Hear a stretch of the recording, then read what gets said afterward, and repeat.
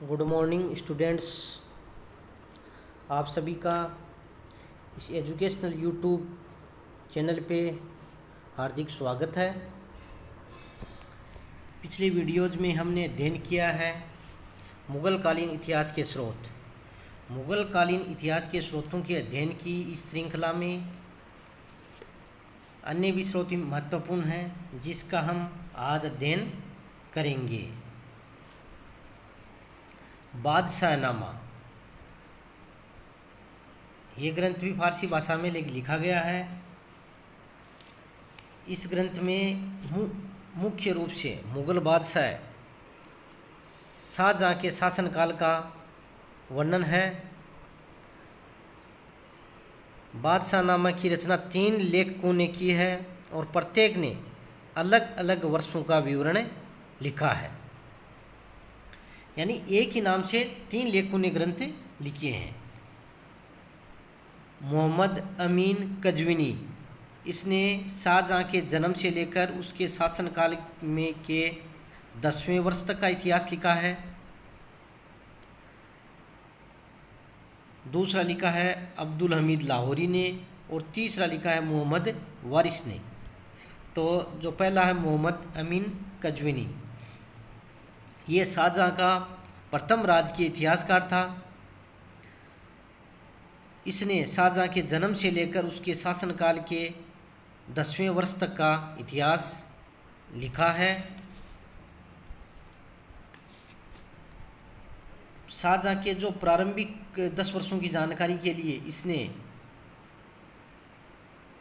घटनाएं लिखी हैं या इतिहास लिखा है, उसकी भाषा शैली सरल है और आकर्षक है।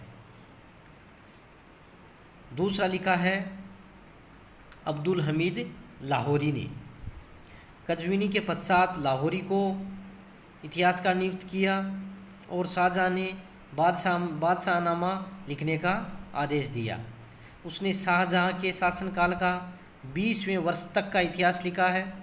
संभवतः है 1648 ईस्वी तक उसने कार्य किया। ये ग्रंथ बड़ा है। प्रारंभ में तैमूर से लेकर शाहजहाँ के पूर्वजों का संक्षिप्त वर्णन है। उसके पश्चात शाहजहाँ के शासनकाल का वर्णन है। राजनीतिक घटनाओं के अलावा शाहजहाँ के मनसबदारों, उसके समय के प्रसिद्ध शेखों, विद्वानों आदि का वर्णन इसमें दिया गया है। और तीसरा मोहम्मद वारिस ने लिखा है। इसमें शाहजहाँ के शासनकाल के 21वें वर्ष से 30वें वर्ष तक का इतिहास वर्णित है।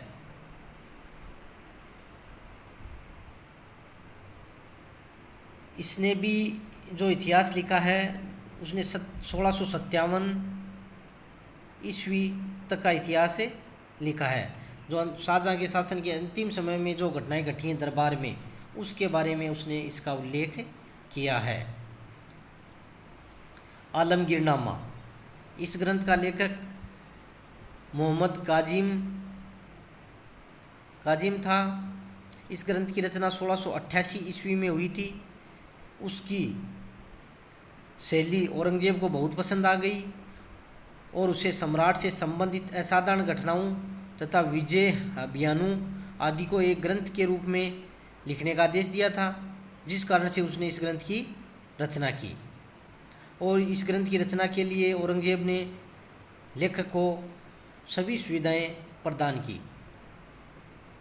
इस ग्रंथ में औरंगजेब के शासन के प्रथम 10 वर्षों का इतिहास लिखा है और उसने अपने जो आश्रयदाता की बड़ी प्रशंसा की है और उसके भाइयों की निंदा की है।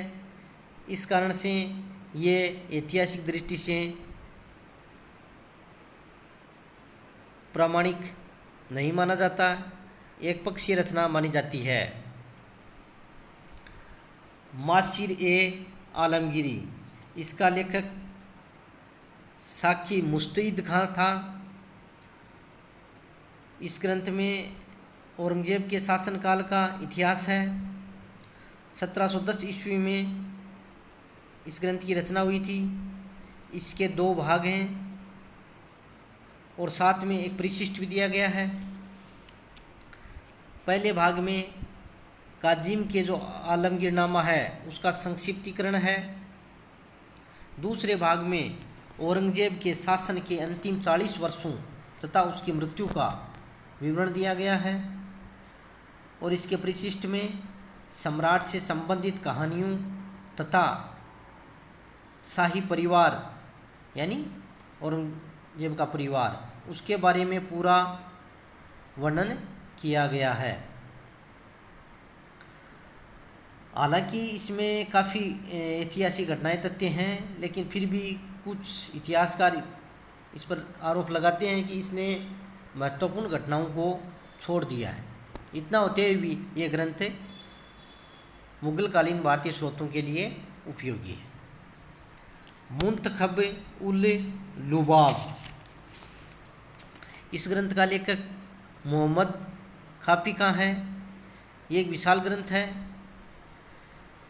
इसमें 1519 ईस्वी में बाबर के आक्रमण से लेकर सम्राट मोहम्मद शाह के शासन के 14वें साल तक के इतिहास की जानकारी वर्णित है। विशेष रूप से इस ग्रंथ की उपयोगिता 1605 से 1733 ईस्वी की घटनाओं के लिए बहुत ही महत्वपूर्ण ग्रंथ है। इस लेखक ने मुगल सम्राटों के अंतर्गत विभिन्न पदों पर काम भी किया था और उसके अमीरों के साथ भी अच्छे संबंध थे। विभिन्न स्रोतों या सूत्रों से प्राप्त विवरणों को अच्छी प्रकार से जांच पड़ताल करके लेखक ने अपने ग्रंथ में ऐतिहासिक सामग्री को स्थान दिया है। उसने ग्रंथ में सैनिक अभियानों और शाही उपलब्धियों का विस्तृत विवरण दिया है। उसने अपने समय की राजस्व व्यवस्था में व्याप्त भ्रष्टाचार पर व्यापक प्रकाश डाला है। उसने मनसबदारी व्यवस्था के संबंध में जो निर्णय लिए गए हैं उनका भी विवरण दिया है। इस ग्रंथ से तत्कालीन साहित्यिक, सांस्कृतिक तथा आर्थिक गतिविधियों की भी पर्याप्त जानकारी मिलती है। हालांकि औरंगजेब ने अपने समय का इतिहास लिखने पर पाबंदी लगा दी थी, परंतु खापी खान ने गुप्त रूप से इस ग्रंथ की रचना की। विशेष बात है ये, इस ग्रंथ की रचना गुप्त रूप से की गई और गुप्त रूप से करके उसके शासनकाल का पूरा इतिहास उपलब्ध करा दिया है। नुस्खा ए दिलकुशा, इसका लेखक भीमसेन है। इस ग्रंथ में उसने फारसी भाषा में औरंगजेब के शासनकाल का इतिहास लिखा है। उसने दक्षिण के युद्धों तथा औरंगजेब के बाद लड़े गए उत्तराधिकार युद्ध को उसने अपनी आंखों से देखा था। भीमसेन के ग्रंथ की विशेषता है कि उसने औरंगजेब के शासनकाल की घटनाओं की परिस्थितियों एवं उनके वास्तविक कारणों एवं परिणामों का उल्लेख करने का प्रयास किया है। इस दृष्टि से उसके ग्रंथ की उपयोगिता बढ़ जाती है। इतिहासकार सर यदुनाथ सरकार ने उसकी रचना को अद्वितीय तथा बहुत महत्वपूर्ण जानकारी देने वाला ग्रंथ बताया है। राजनीतिक घटनाओं और युद्धों के अलावा उसने खाद्य वस्तुओं की कीमतें, सड़क मार्गों की वास्तविक स्थिति, उच्च वर्गीय लोगों का सामाजिक जीवन आदि के बारे में भी वर्णन किया है। फुतुहाते आलमगीरी, इसका लेखक ईश्वरदास नागर था। इसमें औरंगजेब के शासनकाल के प्रारंभ से लेकर 34वें वर्ष तक का इतिहास लिखा है। इसमें राजपूतों संबंधी विवरण है वो बहुत ही महत्वपूर्ण है। खुलासत उत तवारीख, इसका लेखक पटियाला निवासी सुजान राय खत्री है। इसमें महाभारत काल से लेकर औरंगजेब के शासनकाल तक का इतिहास है। उसने अपने ग्रंथ की रचना के लिए लगभग 27 पूर्ववर्ती ग्रंथों की सहायता ली है। ये भारत का सामान्य इतिहास है, फिर भी मध्यकालीन भारतीय इतिहास की अनेक घटनाओं के बारे में महत्वपूर्ण जानकारी इसमें मिलती है। इन स्रोतों के अलावा भारत में समय समय पर विदेशी यात्री आए। इन विदेशी यात्रियों ने अपना जो विवरण है, यात्रा संस्मरण है, वो लिखा है, जिससे भी हमें इतिहास के बारे में जानकारी मिलती है। शाहजहाँ के समय में आने वाले विदेशी यात्रियों में फ्रांस के 2 यात्री बर्नियर और ट्रेवनियर विशेष रूप से उल्लेखनीय हैं। उनके यात्रा वृत्तांत महत्वपूर्ण ऐतिहासिक रचनाएं हैं, जिससे भी हमें इतिहास के बारे में जानकारी मिलती है। Travels in the Mughal empire, इसका लेखक फ्रांसीसी विदेशी यात्री फ्रांसिस बर्नियर था। उसने उच्च शिक्षा प्राप्त की थी और वह दर्शन शास्त्र, चिकित्सा शास्त्र तथा अन्य विषयों पर उसका पूर्ण अधिकार था। मुगल बादशाह है शाहजहाँ के समय में 1658 ईस्वी में भारत आया और लगभग 12 वर्ष तक भारत में रहा था। इस अवधि में उसने भारत के अनेक भागों को देखा।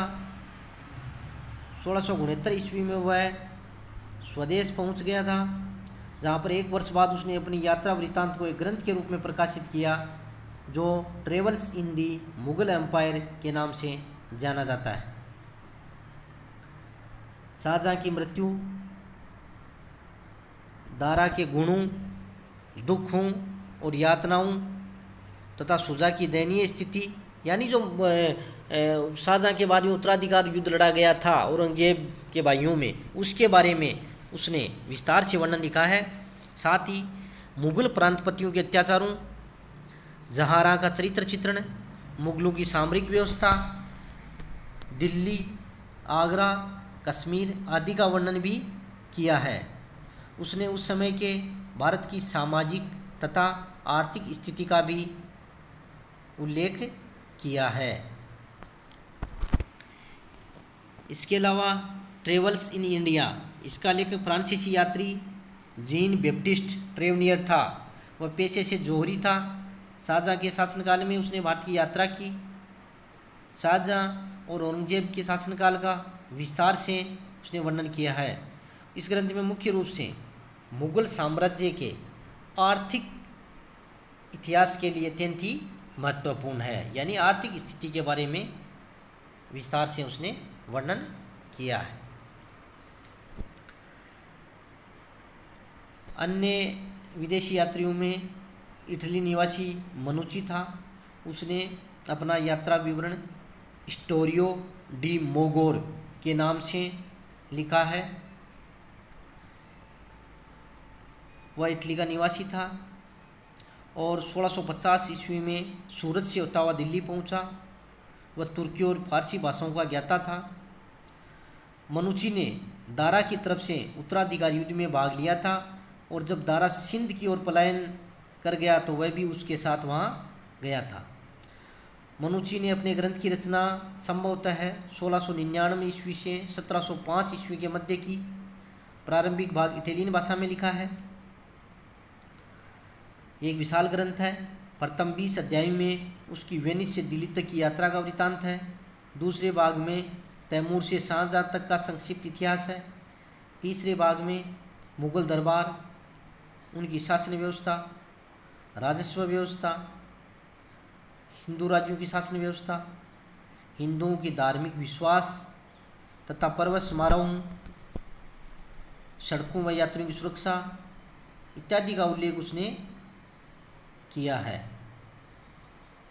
हालांकि इस ग्रंथ में भी कहीं कहीं पर तिथियां संबंधी त्रुटियां हैं, फिर भी यह है उपयोगी ग्रंथ है। अब एक बात विशेष रूप से ध्यान रखनी है, जो ये लिखित स्रोत हैं इनमें कमियां भी हैं, यानी जो अधिकांश इतिहासकार हैं वो सम्राट के दरबारी थे और सम्राट को प्रसन्न करने की दृष्टि से भी उन्होंने भी अपना विवरण लिखा है, जिसके कारण अपने शासक को, अपने शासक के पक्ष को ज़्यादा प्रतिपादित करते रहे और उसके दोषों को उजागर करने का प्रयास कम किया है। दूसरी